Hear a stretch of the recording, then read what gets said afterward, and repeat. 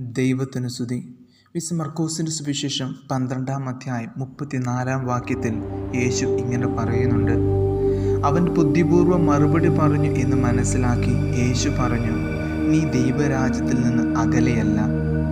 ഈ വാക്യം യേശു പറയുന്നത് ഒരു നിയമജ്ഞനോടാണ്, എന്ന് വെച്ചാൽ നിയമങ്ങൾ കൃത്യമായി അറിയാവുന്നവനോട്.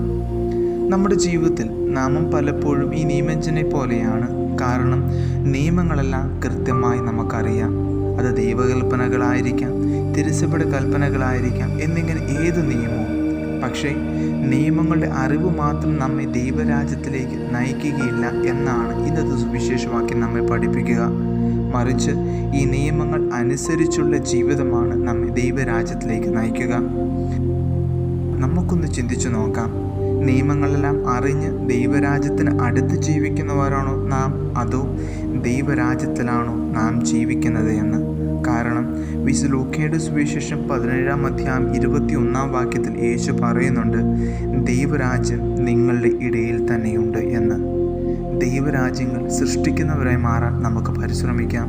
ഇതിന് ദൈവം നമ്മെ അനുഗ്രഹിക്കട്ടെ. നമ്മുടെ കർത്താവ് യേശുമിശിഹായുടെ കൃപയും പിതാവായ ദൈവത്തിൻ്റെ സ്നേഹവും പരിശുദ്ധാത്മാവിന്റെ സഹവാസം നാം എല്ലാവരോടും കൂടി ഉണ്ടായിരിക്കട്ടെ, ഇപ്പോഴും എപ്പോഴും എന്നേക്കും. ആമേൻ.